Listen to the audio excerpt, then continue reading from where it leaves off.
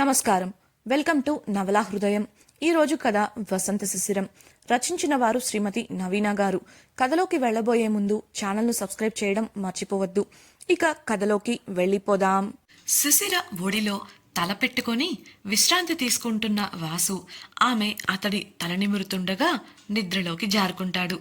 ఉలిక్కిపడి లేచి పద వెళ్దాం అంటూ ఆమెను తీసుకొని బయలుదేరి ఒక చోట కారు ఆపుతాడు. ఆగడంతో ఆ ప్రదేశాన్ని చూసిన శిశిర నొసలు చిట్లించి చూస్తూ ఇక్కడికెందుకు తీసుకొచ్చారు అని అడగగా అతడు కార్ దిగి ఆమెకు చెయ్యందించాడు. ఇక అతను వినడని అర్థమై మౌనంగా అతన్ని అనుసరించింది శిశిర. వాసు కార్ ఆపింది ఒక పెద్ద ప్రఖ్యాతి చెందిన షాపింగ్ మాల్ ముందు. అతడు ఆమెను ఒక ఎక్స్క్లూజివ్ బట్టల ఉండే దుకాణానికి తీసుకెళ్లగా అతడు అక్కడి స్టాఫ్కు ఏదో చెప్పి శిశిరను చూపించాడు. శిశిర, ఇప్పుడు నాకు బట్టలతో ఏం అవసరం ఉంది వాసుగారు, వద్దు వెళ్ళిపోదాం అని అంటున్నా వినకుండా వేసుకొచ్చి చూపించు, ఇవాళ సెలక్షన్ నాది అని నవ్వుతూ చెప్పాడు. ఇక మౌనంగా నిట్టూర్చిన శిశిర స్టాఫ్ను అనుసరించగా వారు చూపించిన వాటిలో తనకు కంఫర్టబుల్గా ఉండే దుస్తులను ఎంపిక చేసుకొని ఒక్కొక్కటిగా వేసుకొని వాసుకు చూపించింది. శిశిరకు అలా చూపించడం తనకు ఇష్టం లేకపోయినా అతడు ఆశపడుతుండటంతో అతడిని నిరాశపరచాలనుకోలేదు. ఆమె వేసుకొని చూపించిన దుస్తుల నుంచి కొన్నింటిని ఎంపిక చేసిన వాసు బిల్ పే చేయగా షాపింగ్ బ్యాగులు అందుకొని చొరవగా ఆమె నడుము చుట్టూ చేయి వేసి షాప్ బయటకు నడిచాడు అతడు. వాసు అలా చొరవగా నడుచుకోవడంతో శిశిర అతన్ని అనుమానంగా చూసింది. కానీ వాసు అది తనను కాదన్నట్లు ప్రవర్తిస్తూ తనను తీసుకొని ఆ మాల్లో ఉన్న ఒక మంచి రెస్టారెంట్లోకి తీసుకెళ్లాడు. ఆ రెస్టారెంట్లోని ప్రైవేట్ రూమ్లోకి ఆమెను తీసుకొని వెళ్ళి కూర్చున్నాడు వాసు.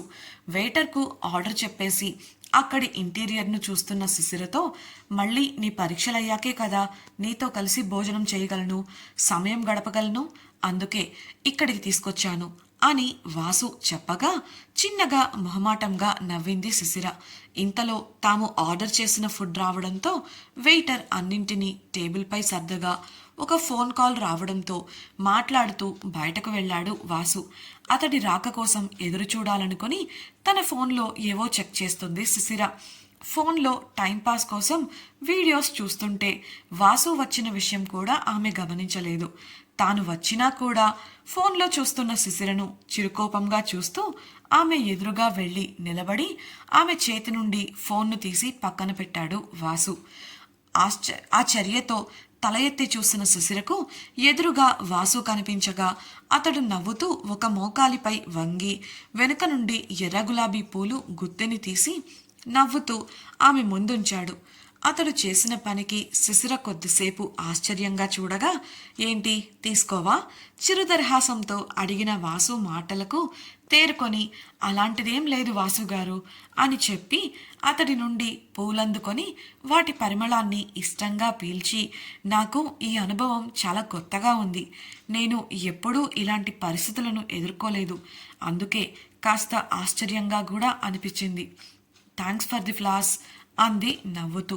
వాసు మోకాలిపై నుండి లేచి నిలబడి ఆమె పక్కనే సోఫాలో కూర్చుంటూ ఆమె చెవి దగ్గరగా వెళ్ళి చెవిలో గుసగుసగా, ఐ లవ్ యూ, పువ్వులు తీసుకున్నావంటే నా ప్రేమను అంగీకరించినట్లేనా అని అల్లరిగా చూస్తూ అంటుంటే ముందు అతని వంక క్షణం పాటు చిరుకోపంగా చూసి వెంటనే తల త్రిప్పి నవ్వుకుంది శిశిర. తన నవ్వును అతని నుంచి దాచాలని అనుకుంది, కానీ అది వాసు చూపును దాటిపోలేదు. మరుక్షణం ఆమె అతడి ఒడిలో ప్రత్యక్షమవ్వగా ఏం జరిగిందో అర్థం కాక కోపంగాను అనుమానంగాను వాసు వంక చూసింది శిశిర. అతడు నవ్వుతూ, ఇవాళ సమయం నాదే అన్నావుగా, అందుకే, అయినా నా హద్దులు నేను దాటనులే, భయపడకు, కేవలం ఇవాల్టి భోజనాన్ని కలిసి ఒకరికొకరం తినిపించుకుంటే తప్పేం కాదుగా అని అనడంతో మొదట కంగారు పడిన అంతలోనే తల నిలువుగా ఊపి తన సమ్మతిని తెలిపింది శిశిర. అప్పటికే ఆమె బుగ్గలు సిగ్గుతో కెంపులవగా ఆమెను ఇష్టంగా చూస్తూ ప్లేట్లో ఫుడ్ సర్వ్ చేసి ఆమెకు తినిపించడం మొదలుపెట్టాడు వాసు. ఆ అనుభూతి ఆమెకు కొత్తగాను వింతగాను అనిపిస్తున్నా ఎందుకో కాదనలేక మౌనంగా చూస్తూ ఉంది శిశిర. కాసేపటికి వాసు, నువ్వు తినడమే కాని నాకు తినిపించవా అని అడగడంతో మొహమాటంగా నవ్వి సిగ్గుపడుతూనే వాసు నోటికి ఫుడ్ అందించింది శిశిర. అతడు తింటూ ఆమెనే సూటిగా చూస్తుంటే అతడి చూపులను తప్పించుకుంటూ ఎలానో అతడి కడుపు నింపేసింది. డిన్నర్ పూర్తి కావడంతో అతడి ఒడిలోంచి లేవాలని చూసిన ఆమెను నడుము చుట్టూ పట్టు బిగించి తనకు దగ్గరగా లాక్కున్నాడు వాసు. ఆ చర్యతో లేవబోయిన శిశిర మళ్ళీ అతని ఒడిలో వాలిపోగా క్రింద పడతానేమోనన్న భయంతో బెరుకుగా చూస్తూ అతని మెడ చుట్టూ చేతులు వేసి గట్టిగా పట్టుకుంది. అతన్ని చిరుకోపంగా తిట్టాలని తల ఎత్తిన ఆమె చూపులు అతనికి అతుక్కుపోగా నోట మాట కరువైపోయింది. ఎందుకో ఇవాళ అతడు ఆమెకు ఆకర్షణీయంగా కనిపిస్తుండగా అతని కళ్ళల్లోకి చూస్తూ ఉండిపోయింది శిశిర. మనసు అతన్ని హత్తుకుపోయి ముద్దాడమంటూ అల్లరి ఊహలను రేపుతుంటే తన మనసును అదుపులో పెట్టుకోవడానికి అతి కష్టంగా పళ్ల మధ్య క్రింది పెదవిని బంధించి పెడుతూ అతని మైమర్చి చూస్తోంది. ఎప్పుడు అతడు దగ్గరగా వస్తే దూరంగా వెళ్ళిపోవాలి అనుకునే ఆమె ఈరోజు ఎందుకో అలాంటి ఆలోచన చేయలేదు. పైగా అతనికి చేరువవ్వాలని మనసు ఆరాట పెడుతుంటే ఇదేంటి, ఏమైంది నాకు, నేనెందుకు ఇలా చేస్తున్నాను, ఈరోజు ఎందుకు నేను ఆయన్ని వదిలించుకోలేకపోతున్నాను, రోజుకి మరీ దగ్గరైపోతున్నారు, అయినా ఇది తప్ప ఒప్ప, ఇలా చెయ్యొచ్చా, ఈయనతో ఇలా దగ్గరగా ఉండటం ఎప్పటిలా కాకుండా ఎందుకు నాకు ఇవాళ ఇంత హాయిగా అనిపిస్తోంది, బావుంది, ఇలానే ఉండాలనిపిస్తోంది, తన గుండెల్లో తలదాచుకోవాలనిపిస్తోంది. అమ్మో, నేనేంటి ఇలా ఆలోచిస్తున్నాను, నాకేమవుతోంది, ఇలా తన ఆలోచనల్లో విహరిస్తూనే అతడి కళ్ళల్లోకి చూస్తూ ఉండిపోయింది శిశిర. ఒక పక్క శిశిర పరిస్థితి ఇలా ఉంటే మరో ప్రక్క వాసు అతి కష్టంగా తన భావాలను నియంత్రించుకుంటూ ఉండగా అతని మనసు ఆమె నుండి వస్తున్న సహకారానికి ఊహల్లో తేలిపోతుంది. మాట్లాడటానికి దగ్గరగా వెళితేనే అత్తిపత్తిలా ముడుచుకుపోయే శిశిర ఈరోజు ఒడిలో కూర్చోబెట్టుకున్నా ఏం చేయడం లేదు. ముట్టుకుంటేనే కసురుకునే ఆమె ఈరోజు దూరం జరిగేందుకు ప్రయత్నం కూడా చేయడం లేదు. పైగా ఆమె కళ్ళు చెప్పకనే ఏవో ఊసులను తనతో పంచుకుంటున్నట్లు అనిపిస్తున్నా వాటి అర్థాలు పూర్తిగా అర్థం కాక ఆమె కళ్ళల్లోకి చూస్తూనే ఇంకా తెలుసుకోవాలని ప్రయత్నిస్తున్నాడు వాసు. ఆమె ముఖంలో మిశ్రమ భావాలు పలుకుతూ సిగ్గు బిడియంతో నెమ్మదిగా ఆమె బుగ్గలు ఇంకా ఎరుపును సంతరించుకున్నాయి. ఆమెను తనకు అంత దగ్గరగా, అందులోనూ ఇలా తన పనులకు ఆమె సానుకూలంగా స్పందిస్తూ ఉండటంతో వాసులోని అల్లరి మనసు ఉరకలు వేస్తూ మెల్లిగా అతని చేతులు ఆమె నడుము దగ్గర ఉన్న దుస్తులను తప్పించుకుంటూ లోపలికి చేరి అనాచ్ఛాదితంగా ఉన్న ఆమె నడుము పొట్ట భాగాలపై సున్నితంగా నిమురుతుంటే శిశిరలో అలజడి మొదలైంది. మునిపంటి కింద తన భావాలను అదుపు చేసుకుంటూ ఉండగా అతని చేతులు చేసే మాయలో పడి తనను తాను మైమరచి అతడి మెడవంపులో ముఖాన్ని దాచేసుకుంది శిశిర. అప్పటికే ఆమె శ్వాస వేగంగా మారగా శరీరం వేడెక్కడం మొదలుపెట్టింది. ఆమె స్పందనకు సంతోషించిన వాసు పెదవులు విచ్చుకోగా ఇంతకు మించి ఆమెను అది కూడా ఇలాంటి సమయంలో ఇబ్బంది పెట్టడం ఇష్టం లేక ఆమె నుండి తన చేతులను వెనక్కి తీసుకొని అలానే ఉండిపోయాడు వాసు. కాసేపటికి కళ్ళు తెరిచిన శిశిర సిగ్గుతో కంగారు పడుతూ అతడికి దూరంగా జరిగి లేచి నిలబడింది. వాసు తననే అల్లరిగా చూస్తుంటే ఆ చూపులను తప్పించుకోవడం కోసం తాము ఉన్న గదికి అటాచ్డ్గా ఉన్న రెస్ట్ రూముకు వెళ్ళి తన గుండె వేగాన్ని తగ్గించుకునే ప్రయత్నం చేసింది. అదే సమయంలో తన శరీరం వేడిగా ఉండటం గమనించిన ఆమెకు ఆలోచించగా కొద్ది రోజుల ముందు వాసు శరీరం కూడా అప్పుడప్పుడు ఇలానే వేడెక్కడం గమనించి మనసులోనే ఏవేవో ఆలోచనలు చేసింది. ఫ్రెష్ అయి బయటకు వచ్చేసరికి వెయిటర్ టేబుల్పై ఉన్న ఖాళీ సామాను తీసుకెళ్తుండగా ఫోన్ చెక్ చేస్తున్నాడు వాసు. ఆమె మొహమాటంగా వెళ్ళి సోఫాలో కూర్చోగా ఆమెకు దగ్గరగా జరిగి కూర్చుంటూ ఒక క్లాషేతో కప్పి ఉన్న ప్లేటును ఆమె ముందుకు జరపగా ఆశ్చర్యంగా అతన్ని చూసింది శిశిర. అప్పటికే ఇద్దరూ తమ డిన్నర్ను పూర్తి చేసేశారు. అలాంటిది ఇప్పుడు ఇలా మరో డిష్ను తన ముందు పెట్టడంతో ఆమెకు ఏమీ అర్థం కాలేదు. అయోమయంగా పెట్టిన ఆమె ముఖాన్ని చూసి నవ్వుతూ క్లాషే తీసి పక్కన పెట్టాడు వాసు. ఒక ప్లేట్లో చిన్ని కేక్పై ఒక చిన్న క్యాండిల్ పెట్టి ఉంది. శిశిర అది చూసి వాసుతో, ఇప్పుడు ఇవన్నీ ఎందుకు వాసుగారు అనేంతలో చూపుడు వేలితో ఆమె పెదవులను మూసేసి, నీ పరీక్షలయ్యే వరకు మళ్ళీ మనం కలవం కదా, ఈ తీపి జ్ఞాపకాలతో అప్పటి వరకు గడిపేస్తాను అని ప్రేమగా ఆమె కళ్ళల్లోకి చూస్తూ వాసు చెప్పడంతో ఎదురు చెప్పలేదు శిశిర.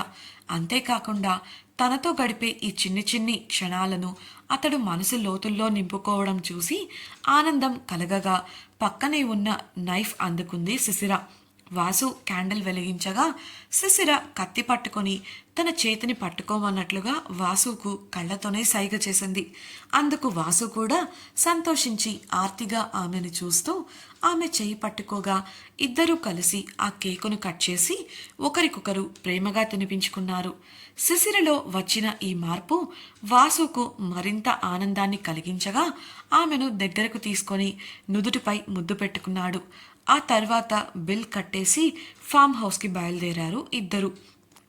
కారులో కూర్చున్న శిశిర పదే పదే వాసు ఇచ్చిన గులాబీలను పరిశీలనగా చూస్తుంటే అది గమనించిన వాసు అదే విషయాన్ని ఆమెను అడిగాడు. అందుకు శిశిర బదులిస్తూ, అంటే అది వాసు గారు, నాకు పూలంటే చాలా ఇష్టం. కాకపోతే వాటిని చెట్టుకు ఉన్నప్పుడే చూసి ఆనందిస్తాను. ఇప్పుడు వీటిని ఎలా ఎక్కువసేపు ఫ్రెష్గా ఉంచగలనా అని ఆలోచిస్తున్నా. ఇవి వాడిపోవడం నాకిష్టం లేదు అని చెప్పగా తనలో తనే నవ్వుకున్నాడు వాసు. ఆలోచించు, ఏదో ఒకటి ఆమె చిట్టి బుర్రపై నిమిరి చెప్పి వాసు డ్రైవింగ్ చేస్తుంటే ఏదో గుర్తొచ్చిన శిశిర, వాసుగారు చెప్పడం మర్చిపోయాను.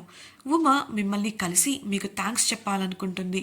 అంటే ఆ రోజు డ్రగ్స్ కేసు గురించి మీరు తనకు సాయం చేశారు కదా, అందుకు అని చెప్పగా ఆలోచనలో పడ్డాడు వాసు. వెంటనే ఇప్పుడెందుకు, ఇంకెప్పుడైనా కలవచ్చులే అని వాసు అనగా, ఎలాగో వస్తున్నారు కదా, పనిలో పని అయిపోతుంది. ఇంతవరకు మీరు నా స్నేహితురాలని కూడా కలవలేదు అంది శిశిర.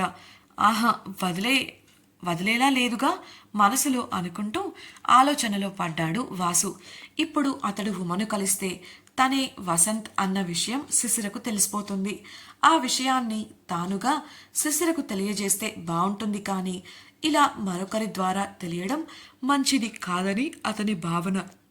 అందుకే కొద్ది నిమిషాల ఆలోచన తర్వాత, అయినా నేను నీ స్నేహితురాలికి సాయం చేసింది నీకోసం కదా, అలాంటప్పుడు థ్యాంక్స్ నువ్వు కదా చెప్పాలి. నాకు థ్యాంక్స్ గిఫ్ట్ కావాలి. ఆమె ముందు చెయ్యి చాచి అల్లరిగా అడిగిన వాసు మాటలకు బుంగమూతి పెట్టుకొని తలదించుకొని నేలచూపులు చూస్తూ, భార్య కోసం చేసినప్పుడు ఇలా బదులడగడం తప్పు కదా అని ప్రశ్నించింది శిశిర.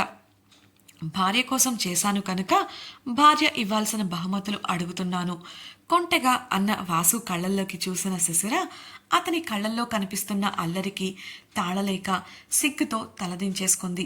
కాసేపటికి ఫామ్ హౌస్ రావడంతో కార్ ఆగగా దిగి లగేజ్ తీసుకున్న శిశిరను వాసు డ్రైవర్ సీట్లో ఉండి రమ్మన్నట్లు పిలవడంతో అతను ఉన్నవైపు వెళ్ళి కాస్త వంగి కిటికీ లోపలికి చూసింది శిశిర.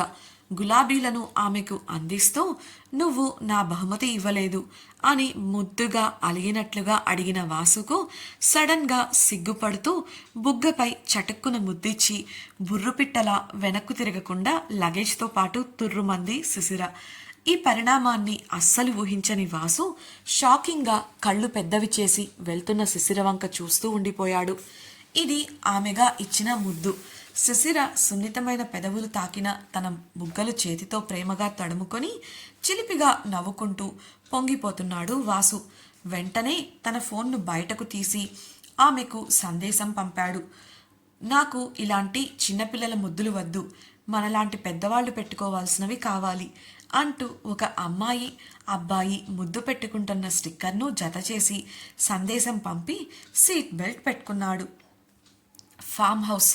ఇదిలా ఉంటే వేగంగా ఇంట్లోకి వెళ్ళిన శిశిర తనకు తెలియకుండానే దడాలను తలుపు వేసి తన కంగారును తీర్చుకుంటుంది.